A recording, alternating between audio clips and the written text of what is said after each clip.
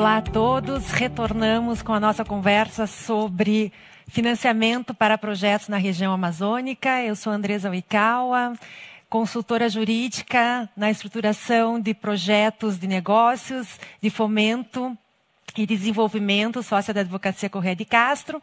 E teremos agora conosco 3 instituições que atuam na região amazônica. O Banco da Amazônia, aqui representado por seu presidente, Valdecir Tosi. A Sudan, aqui representada por Kleber Mourão e Vanderlei Andrade. E o Programa Partnership for Forests, aqui representado por Márcio Stutman. Nós vamos fazer uma primeira rodada de apresentações, né? Cada uma das instituições, começando pelo Banco da Amazônia. Presidente, a palavra é sua. Bem, prazer em participar do Amazônia 21. Acho que nós que estamos na região, residimos aqui, participamos muito próximo das dificuldades, de todos os desafios de atuar na Amazônia, podemos contribuir de forma decisiva para esse desenvolvimento da Amazônia. Acho que a Amazônia ela atravessa sempre na sua história ciclos econômicos e ciclos de relevância.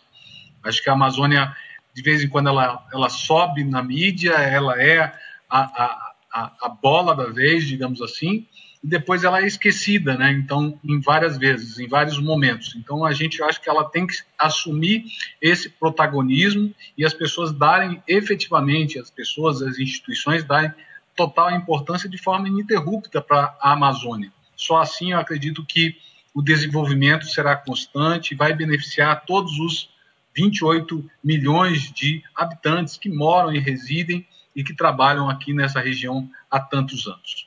O Banco da Amazônia é uma instituição pública federal, estamos aqui há 78 anos nesta região, atuando com projetos de desenvolvimento, projetos de fomento. Essa é o nosso modelo de negócio, é como a gente atua.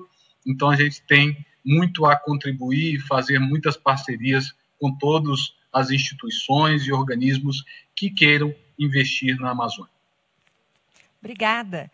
Kleber e Vanderlei, nos contem um pouquinho sobre a Sudan. Muito bom dia a todos.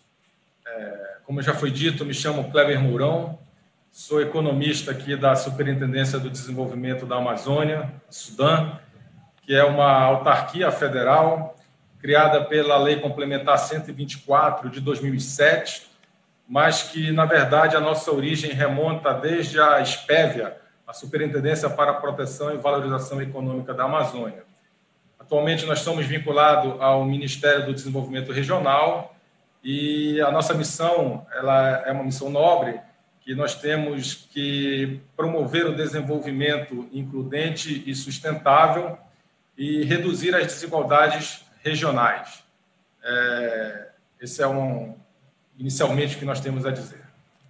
Bom dia a todos. Opa, desculpa, Vanderlei. Fique à vontade. Bom dia, Andressa, doutor Valdecir, Rafa. Eu me chamo Vanderlei Andrade, tá? Eu sou administrador, sou servidor de carreira da Sudan, atuo na coordenação geral de avaliação de fundos e incentivos e queria primeiro compartilhar a honra de participar de um evento tão importante quanto esse, de poder discutir a região que eu vivo, a região que eu trabalho para desenvolvê-la, né, no âmbito da minha instituição.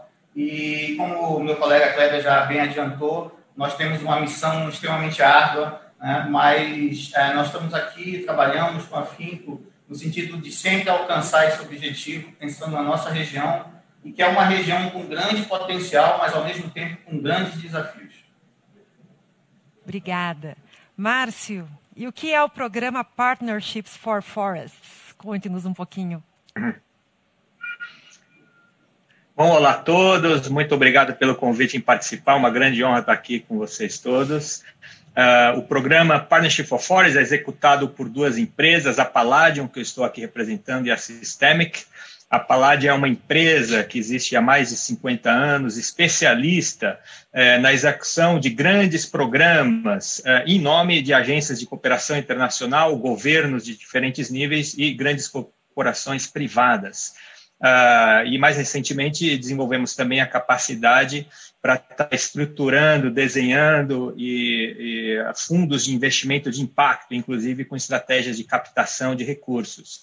A gente gosta de dizer que somos especialistas em desenvolver projetos comerciais com capacidade de impacto positivo.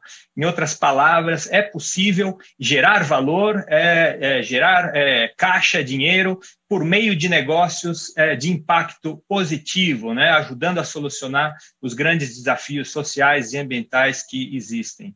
A Palladium tem mais de 50 anos, 4 mil colaboradores em mais de 90 países, está presente aqui no Brasil desde 3 anos atrás, por meio de um conjunto de projetos financiados pelas agências de cooperação, principalmente britânicas, mas também americanas, e também junto a algumas grandes corporações privadas, projetos esses com interface na região amazônica, onde eu tive o grande prazer de viver mais da metade da minha vida, especialmente na região do Pará, mas rodando em muitos estados, inclusive Rondônia, com muito orgulho.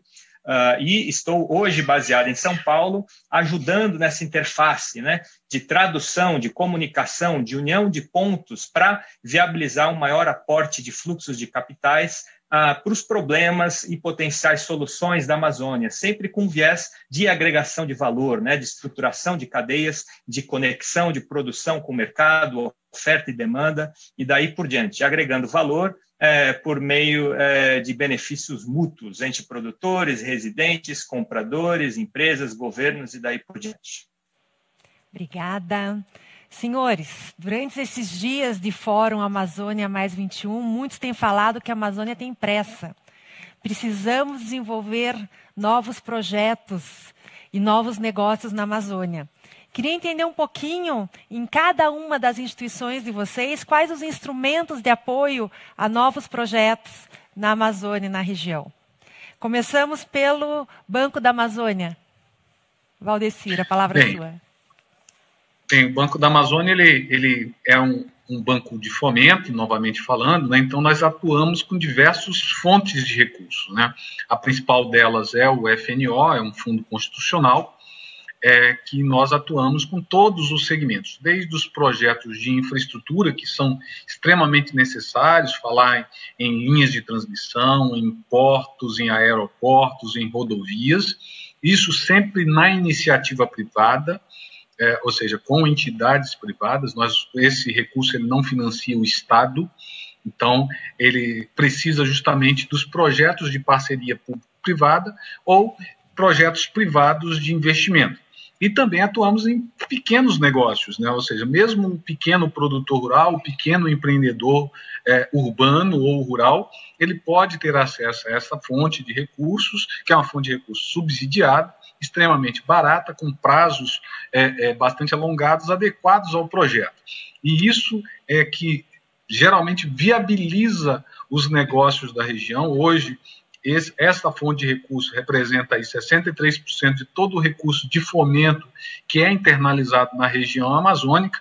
Então, para demonstrar a importância aí, do fundo constitucional, esse ano nós devemos chegar a um volume de aplicação superior a 10 bilhões de reais, então, ou seja, vai beneficiar aí, centenas de milhares de famílias na região e vai melhorar muito esse desenvolvimento.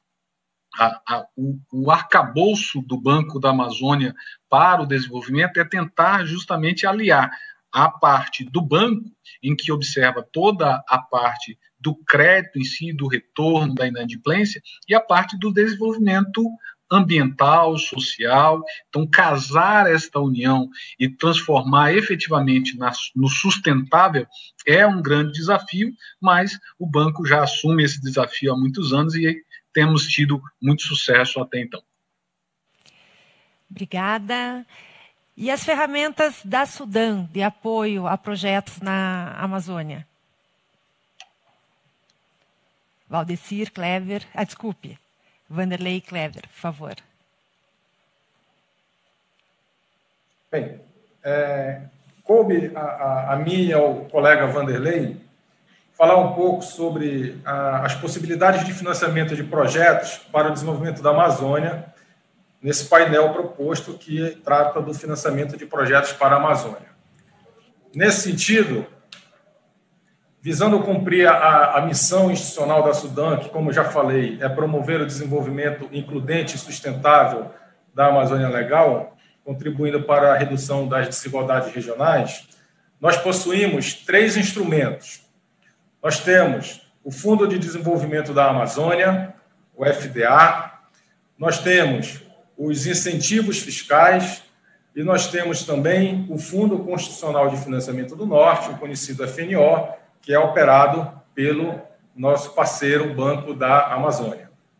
Bem, esses 3 instrumentos, eles têm como objetivo conceder condições diferenciadas para a instalação, modernização e ampliação de empreendimentos na região.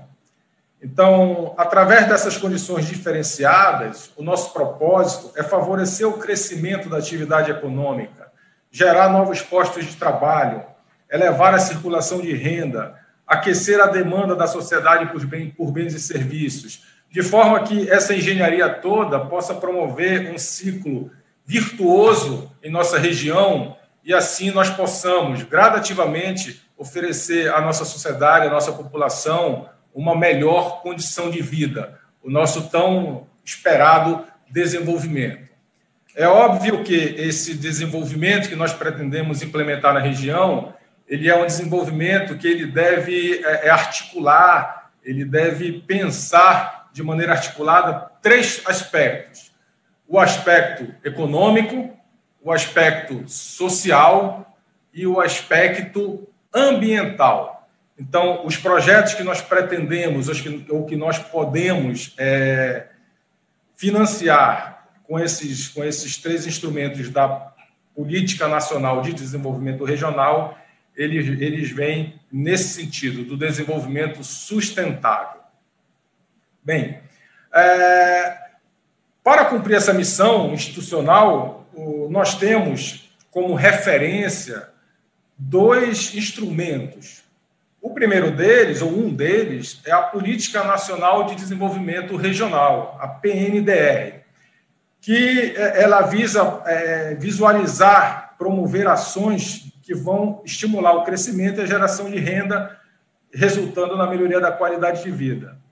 O outro instrumento que nós seguimos como referência também é o nosso PRDA, o Plano Regional de Desenvolvimento da Amazônia, que também é um instrumento de planejamento para o desenvolvimento da região. E aí, nesse PRDA, nós tentamos visualizar os programas e projetos que podem impulsionar essa geração de emprego e renda, sempre com foco, o nosso foco sempre é a nossa missão institucional, promover o desenvolvimento includente e sustentável na região da Amazônia Legal.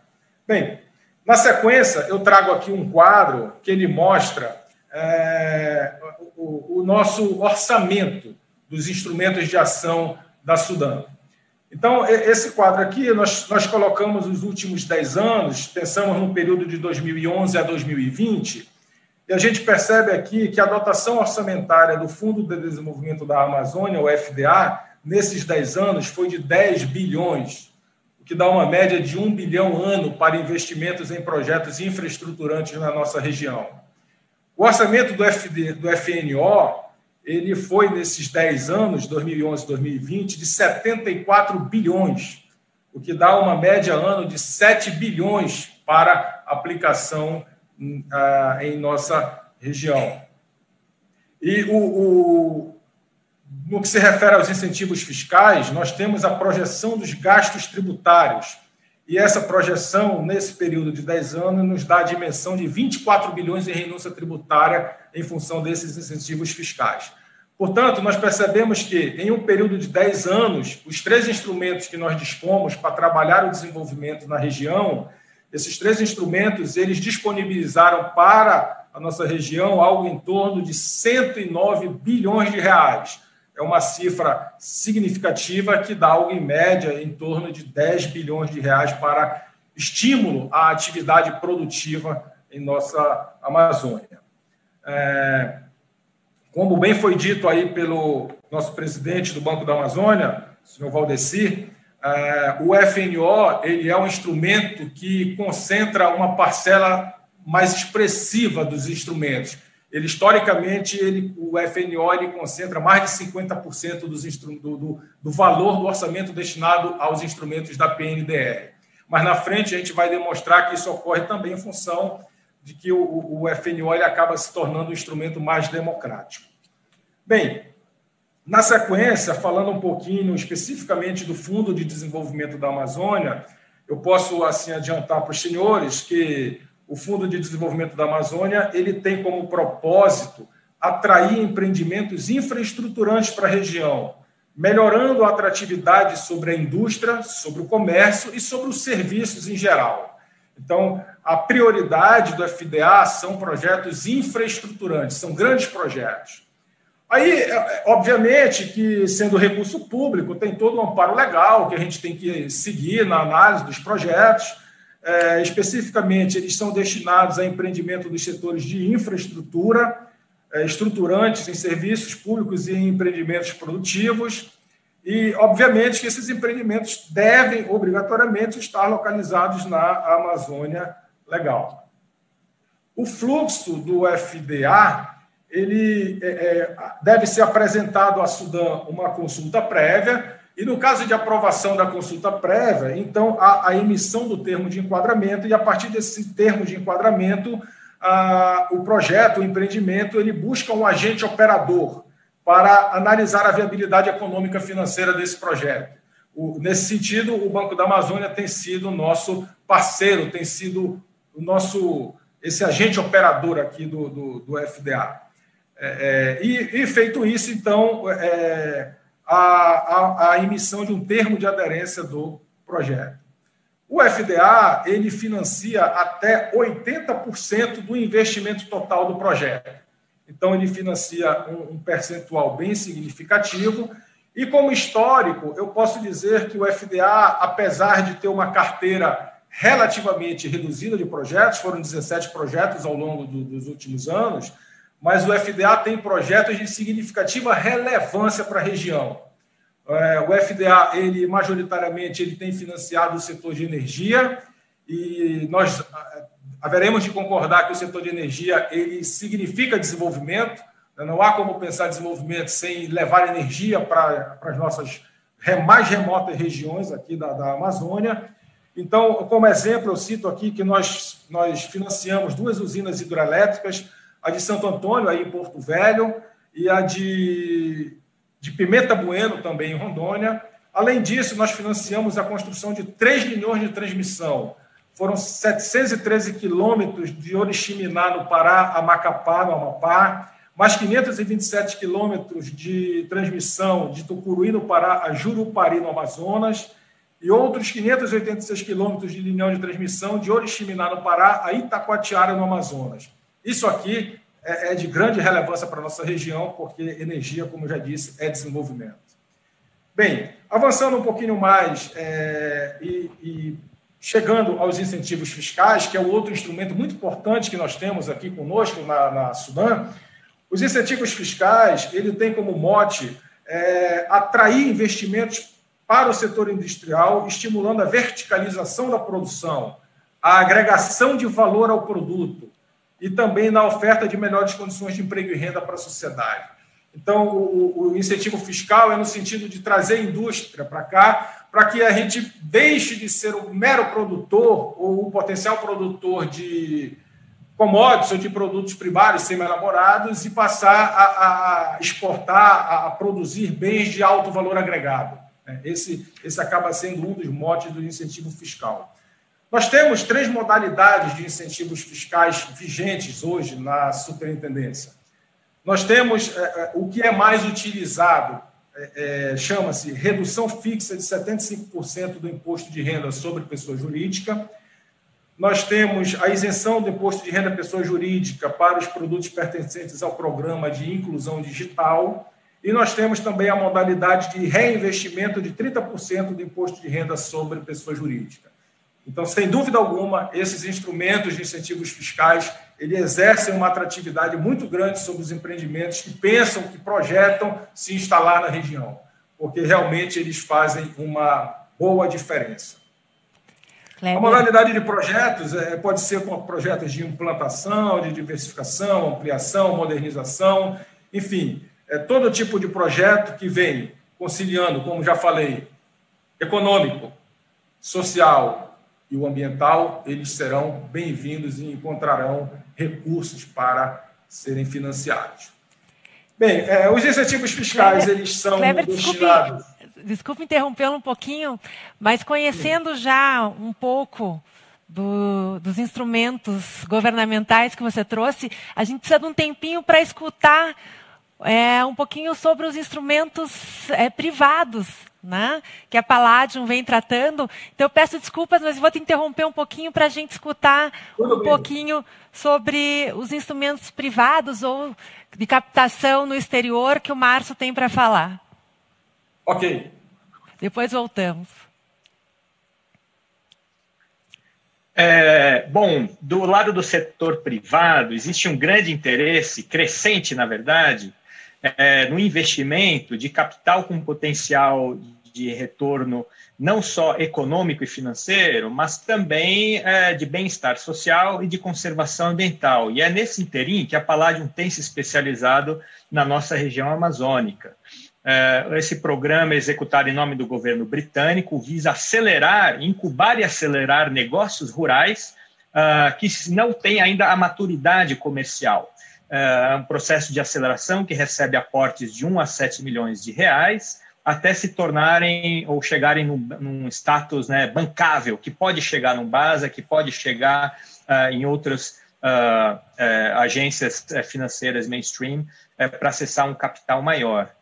Via de regra, a gente analisa propostas do setor privado, muito bem pensadas do ponto de vista de sustentabilidade financeira, mas muitas vezes carentes de uma moldura de maior envergadura, de maior ambição, no que tange à inclusão social, no que tange a retorno ambiental, conservação ou recuperação de áreas degradadas. No outro extremo, também identificamos muitas propostas provenientes geralmente da sociedade civil, com uma moldura muito bonita social e ambiental, só que não para em pé economicamente. Então, a gente busca acelerar os modelos, né, de intervenção desses proponentes dentro de um conjunto de áreas temáticas, sejam intensificação responsável da pecuária, produtos florestais não madeireiros, a gente não atua com madeira hoje ainda, e economia da restauração, recuperação florestal, deixar de ser um ônus para os produtores e passar a ser um investimento atrativo. E uma abordagem que a gente utiliza é a combinação de capitais. Então, eu trago para a mesa hoje, em nome do governo britânico, recursos sementes, basicamente a fundo perdido. Em alguns casos, a gente faz retornável, mas, via de regra, fundo perdido. Porém, com a condição de estar sendo combinado e alavancando outros tipos de recursos. Um exemplo no estado do Pará, por exemplo, envolve aqui o colega Valdecir, né, do BASA, onde empresas do setor de assistência técnica junto à cadeia do cacau conseguiram acessar créditos do Pronaf para sistemas agroflorestais. Ainda no nível inicial, foram alguns meses de execução, mas liberou R$1 milhão para essa agenda e foi as primeiras liberações no estado por meio de uma série de aprimoramentos, né? Um processo de análise de um pedido Pronaf de até R$59 mil, levava aí 3 dias, né, de análise, gerando pouca atratividade, e obteu-se a automação desses dados, junto com redução de risco, por meio de incorporação de componentes de assistência técnica. Então, aquilo que levava 3 dias para analisar um processo, está levando alguns segundos para analisar lotes de 20, 30 processos, com redução de riscos por meio da inserção da assistência técnica e inclusão de compradores, off-takers. Então, empresas chocolateiras e traders, né, de cacau fazem parte do esquema, se comprometem na produção e, com isso, o risco reduz e começa a fluir o capital. Em outras palavras, o recurso que vem do setor privado, ele busca se interpolar e alavancar outros recursos, pensando em primeiras perdas, recursos mezaninos, investimento de mais longo prazo, capital paciente, investimento estruturante para condições habilitantes, geralmente, né, viabilizados pelo setor público.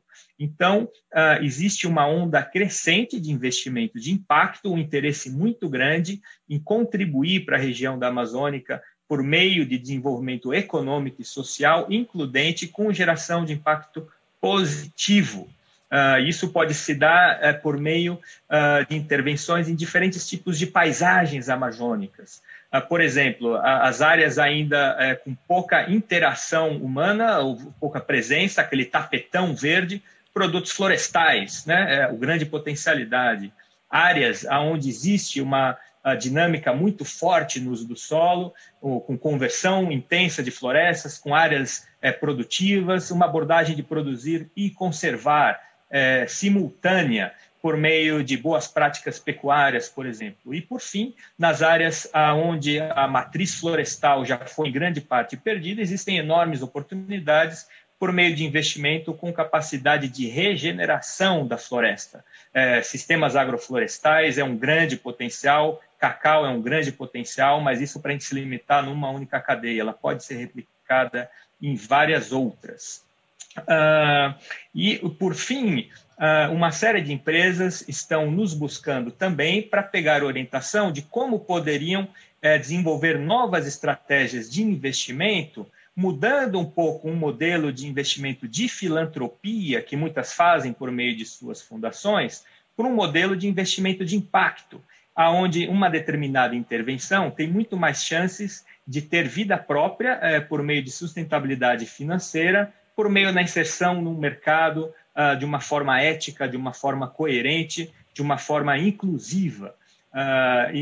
Poderia citar, por exemplo, a intenção da Vale, a empresa Vale, em cumprir parte de suas metas de florestais para 2030, de recuperar 100 mil hectares de florestas por meio de investimento de impactos. Então, temos ajudado a construir um plano. Não existe um compromisso formal ainda de executar esse plano, isso depende de instâncias internas e decisões da empresa, porém, é um tipo de movimento que se começa a ganhar cada vez mais volume. Como que se transiciona um modelo de filantropia que pode gerar uma dependência, que tem um impacto, sim, mas muitas vezes restrito no tempo e no espaço, para um modelo de investimento de capital com um viés econômico, com um viés comercial, que promove o desenvolvimento, tem uma sustentabilidade maior no longo prazo e acaba sendo mais inclusiva, gerando valor em uma escala diferenciada nessa região, infelizmente ainda muito carente em uma série de aspectos, cadeias e necessidades básicas. Paro por aqui. Andresa, volta para você. Márcio, você trouxe um exemplo muito bacana de cooperação entre o público e o privado, que envolve também o Banco da Amazônia. E há pouco nós tivemos uma fala do presidente do BNDES, que também trouxe a necessidade de cooperação entre o público e o privado para projetos eficientes na região. Eu gostaria de ouvir de vocês como as instituições de vocês encaram essa questão da cooperação e qual a visão de futuro em relação a essas possibilidades de cooperação. Valdecir, por favor.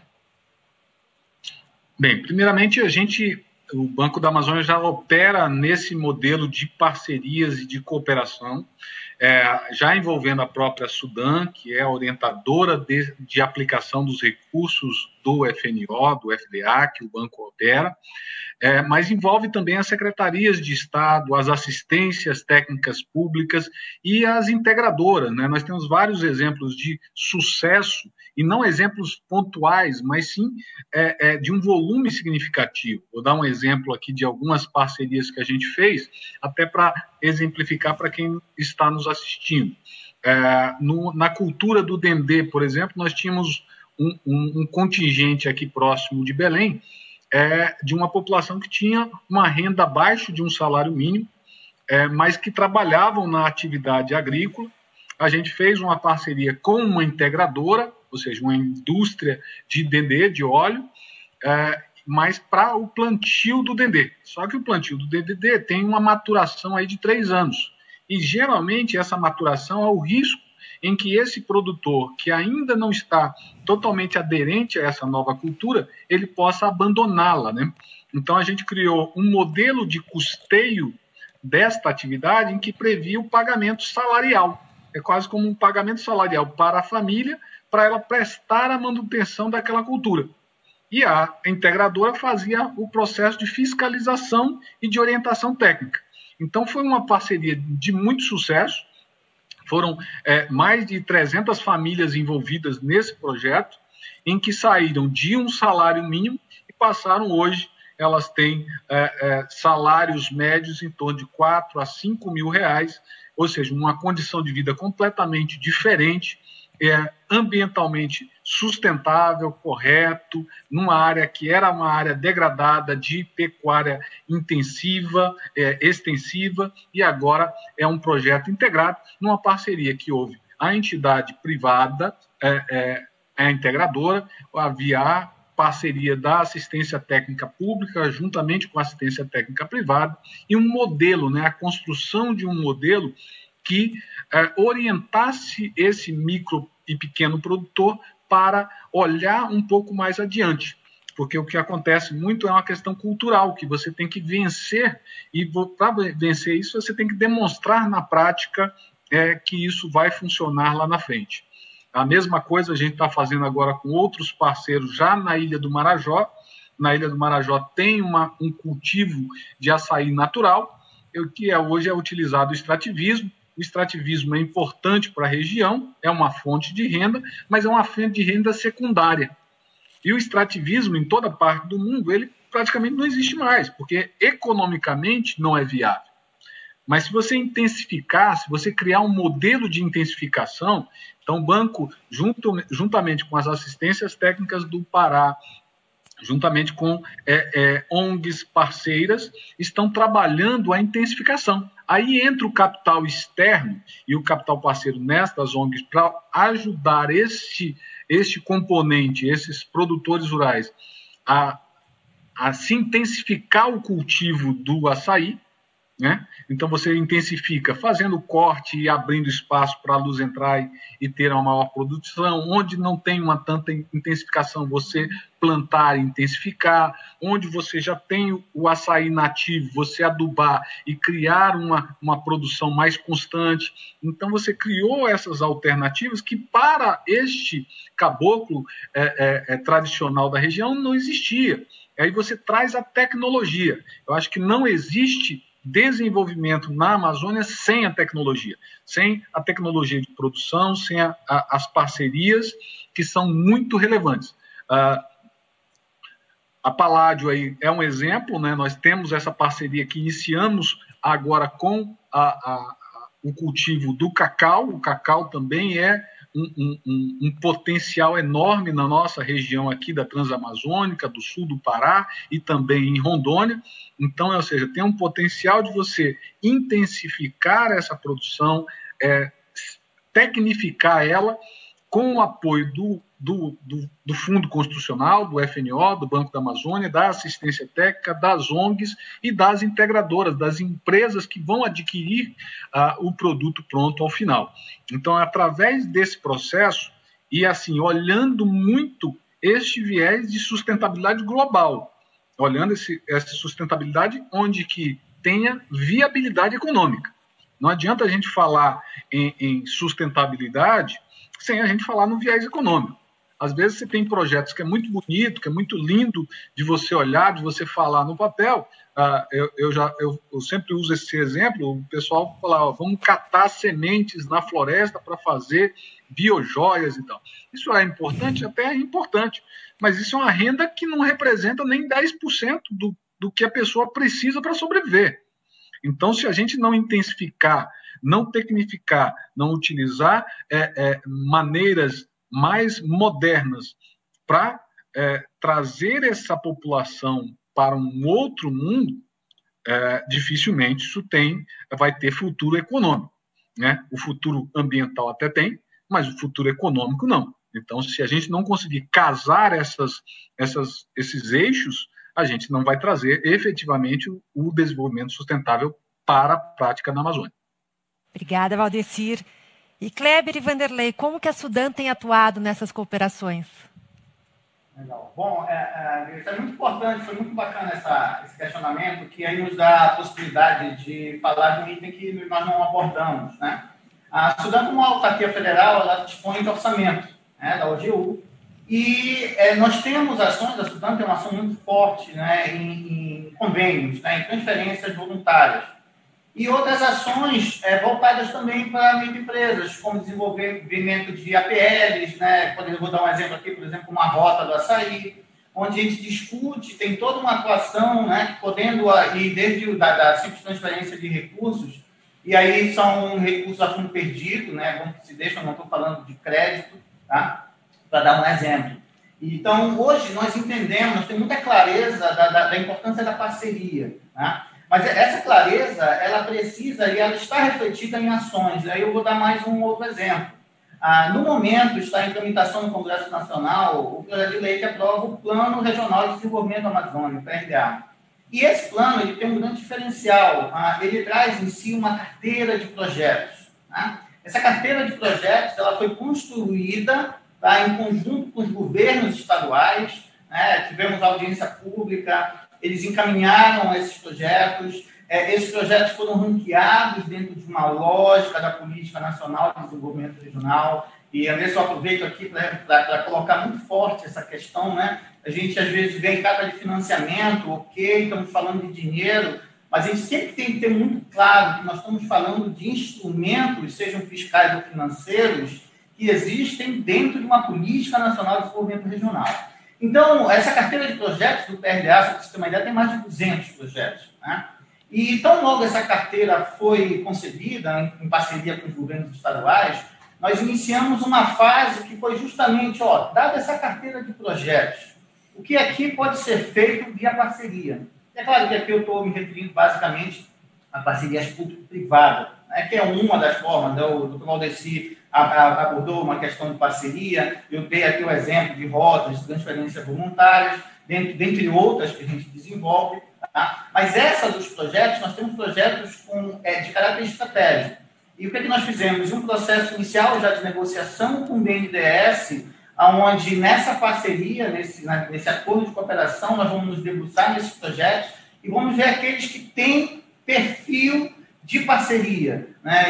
Ou seja, atrás de fontes alternativas de parceria para implementar. Então, nós temos plena consciência do caráter estratégico dessa palavra, parceria. A gente não consegue fazer sozinho, né? Assim, o básico, nós somos muito mais fortes juntos, tá? Então, eu dei aqui alguns exemplos, poderia dar outros, mas para não me alongar, eu vou parar nesses exemplos. Mas dizendo que realmente é um caminho que não tem volta, é a parceria. Obrigada.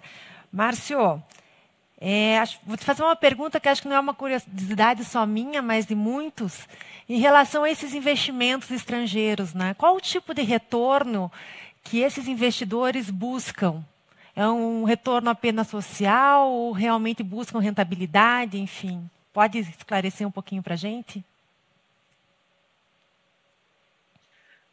Varia bastante. Existe desde aquele investimento a fundo perdido, geralmente liderado ou empregado por governos, como parte de seus compromissos, por exemplo, da Agência de Mitigação e Compensação, né, de mudanças climáticas. Então, quando a gente ouve aqueles anúncios, né, na Conferência das Partes, né, o país X se comprometeu a tantos bilhões para a agenda climática, parte desses recursos acabam sendo canalizadas para a agenda de conservação florestal na Amazônia, no Brasil, e parte desses recursos direcionados à promoção de negócios. Pouco, poderia ser mais, no meu entendimento, mas começa a chegar mais essa visão, essa pegada de investimento de impacto em detrimento de uma filantropia pura, que é necessária também, porém de forma isolada, acaba gerando menos continuidade. Então, o tipo de investimento varia desde esse a fundo perdido até investidores que podem ter opção de investir numa numa empresa de tecnologia no Vale do Silício, numa plantação, no plantio de cacau na África, em alguma empresa da Bolsa de Londres, ou num negócio na Amazônia Sustentável, né? Cada um desses com seu perfil de retorno, seu perfil de risco. Então, algumas empresas que querem se posicionar não apenas financeiramente, né, ter o retorno financeiro, mas também de imagem, mas também de responsabilidade corporativa, de responsabilidade social, com valores compartilhados, né, de geração de impacto. Vai gerar dinheiro? Vai gerar dinheiro para a empresa, sim. Vai deixar também uma pegada positiva para a população que está ali, uma pegada positiva nas áreas de floresta e daí por diante. Então, o capital internacional ele tem diversos interesses. Varia desde aquele a fundo perdido até aquele que quer retorno financeiro combinado com impacto ambiental. E pegando a esteira do ponto anterior, né, o público-privado é uma valsa necessária e, às vezes, ela é executada com perfeição, muitas vezes falta ainda um aprimoramento dos dançarinos, né? Em termos de o que se espera do setor privado, marco regulatório e combate ilícitos. Isso é fundamental para o setor privado se sentir à vontade, né? E querer e colocar recursos considerando a aversão a risco, né? Que é notória. Também se espera um direcionamento de crédito, como já tem sido feito, de uma forma que possa se agregar e alavancar os investimentos privados também. Todo mundo gosta de alavancagem no setor financeiro. O setor público tem uma responsabilidade forte nisso também, na estruturação da política de crédito. Orientação da política de comércio exterior, como se posiciona o país no mercado internacional, também é fundamental. A gente pode ter uma maior ou uma menor aceitação dos produtos que são aqui produzidos de acordo com marcos legais, com execução, né, do executivo, de acordo com o branding, o marketing daquilo que é produzido no Brasil. E o setor privado traz capital, traz conhecimento de mercado, ele traz aprimoramento, ou ele precisa, na verdade, de aprimorar sua gestão de risco quando se trata de Amazônia. Muitas vezes falta conhecimento da realidade local, o que pode dar errado, o que pode dar certo. A aversão a risco é muito grande ainda, então, dentro da valsa, né, que pode ser aprimorada, existe esse aspecto aí no setor privado também. E, cada vez mais, novamente, considerar os investimentos na Amazônia não como algo exclusivo dos seus departamentos de sustentabilidade, algo que é pequeno, marginal, mas algo parte central do desenvolvimento de seus produtos, que pode gerar um produto, sim, com impacto positivo e ter grana em caixa para a empresa e para as comunidades envolvidas. Então, acho que é uma dança que combina responsabilidades, direitos com objetivos comuns entre o público e o privado. Sem sombra de dúvida, temos muito a avançar para mitigar os riscos, né, em relação a qualquer tipo de investimento, enfim, não só investimento na região. Segurança jurídica, a insegurança jurídica, né, é um fator muito importante. Mas eu queria voltar um pouquinho à questão do retorno. Valdecir, como alinhar rentabilidade e sustentabilidade? Esse é um fator determinante para nós, banco, né? Eu acho que quando a gente fala em banco, o banco vai olhar, evidentemente, o sustentável. O Banco da Amazônia hoje, por exemplo, para a gente conceder um crédito para a agricultura, para a pecuária, a gente vai... hoje a gente tem uma parceria com o Instituto Terras, que é uma startup aqui de Belém, que faz todo o geomapeamento da atividade e observa 25 itens decisivos para o banco dar o crédito. Então, a gente observa proximidade com reserva, se ele tem desmatamento pós-2008, o famoso PRODES, se ele tem sobreposição de CAR, se ele tem DAP, se não tem, se tem trabalho escravo, se está na lista de trabalho escravo, se não tem.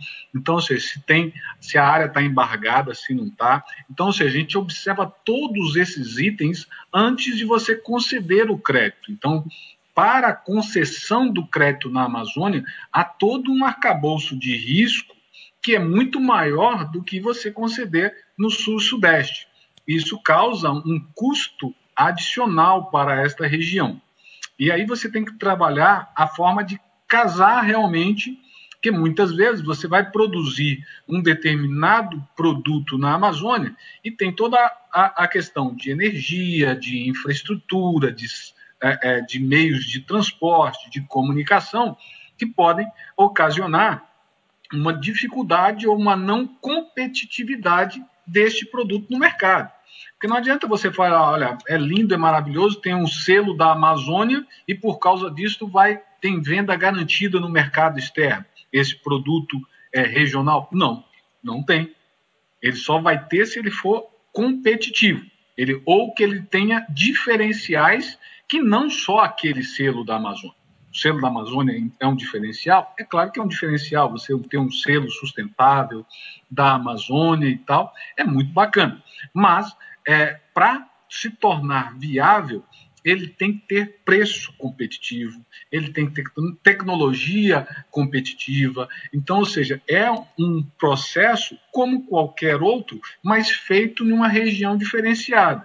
Então, por isso que o trabalho do projeto em si, de você estabelecer, definir critérios e competitividade, uma política de onde você aplicar e que ter competitividade para isso, é decisivo para quando você for aplicar o crédito na Amazônia. Não existe projetos, eu acho que a Amazônia passou, e a gente que está aqui na Amazônia conhece bem, projetos megalomaníacos, né? Ou seja, projeto de transformar a Amazônia num berço disso ou daquilo, e a gente percebe muito claramente hoje que a Amazônia tem N vocações, inclusive a vocação para a pecuária sustentável, porque nós temos uma área degradada muito grande, para a própria agricultura sustentável, você obedecendo os critérios, obedecendo exatamente a legislação, você pode produzir na Amazônia. A própria mineração também é um fator que pode ser realizado de forma sustentável. Tudo depende de como ela vai ser direcionada. Então, o Banco da Amazônia, quando avalia um projeto, ele avalia justamente olhando o viés sustentável e, evidentemente, olhando como é que esse produto ou o serviço ou o que está sendo oferecido vai ser competitivo com os demais concorrentes, porque ele vai concorrer com outros produzidos em outra parte do mundo, né? Então, a gente tem que olhar isso como um viés de competitividade também. Senhores, o nosso papo está bom, mas nós temos uns 7 minutinhos para concluir. Então, vou deixar 2 minutinhos para as considerações finais de cada um de vocês, começando pelo Kleber e pelo Vanderlei.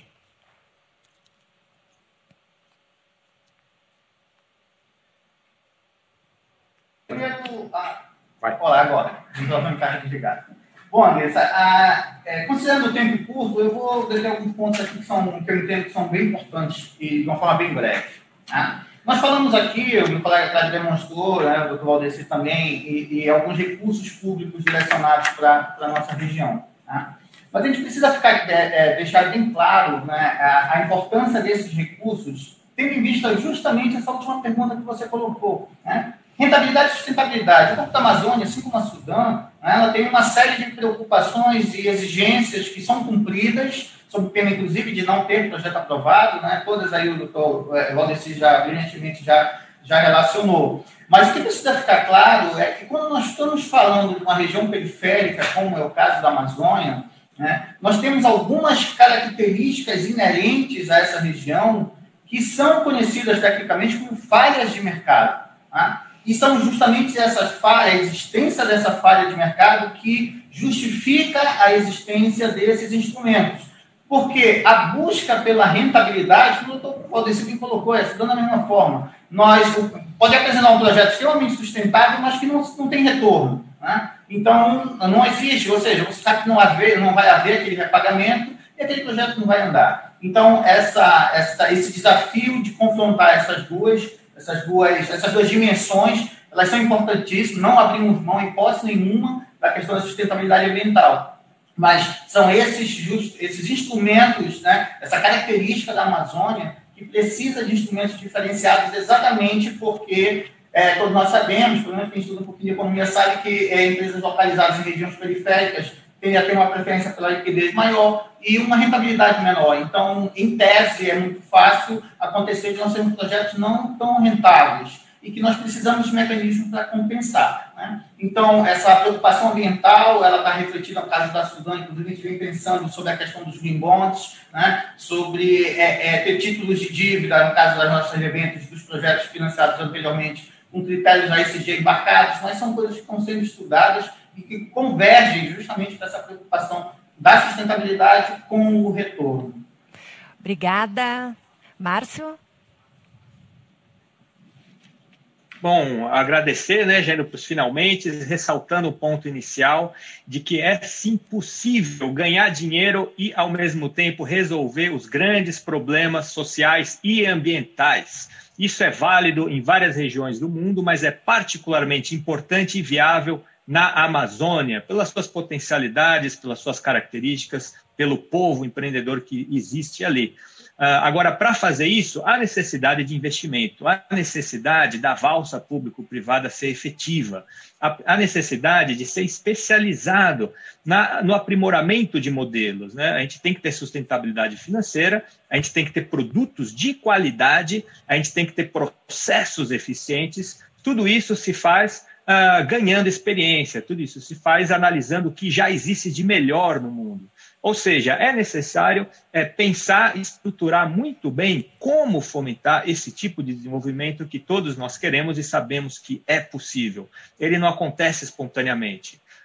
Então, eu acredito que desse fruto de diálogo, né, BASA, Sudã, entidades privadas, bancos, que nasce o potencial de resolução em escala. Piloto a gente já tem, já demonstrou, é possível, né? Existem exemplos muito bonitos. Como que a gente ganha escala? Concatenação, coordenação de esforços, estruturação de mecanismos de blended finance, alinhamento de atores da cadeia, tudo isso exige um certo investimento prévio que vai ser repagado no médio prazo com ganhos sociais e ambientais para o Brasil, para o mundo e principalmente para quem mora na Amazônia. Então, fecho com isso, agradeço mais uma vez o convite para a participação na mesa. Obrigada, Márcio. Kleber. Olá, então rapidamente, o diagnóstico que todos já conhecemos, o tema é complexo, a Amazônia continua em posição de destaque, vai continuar, é preciso saber usar a floresta de maneira racional e inteligente, isso é uma condição dada, todo mundo já sabe, e é preciso entender também que o Estado tem o seu papel de importância, o Estado precisa definir os instrumentos de estímulo, e o Estado precisa também definir as regras e a legislação ambiental que as empresas terão que seguir, que entra nessa questão da sustentabilidade e da rentabilidade.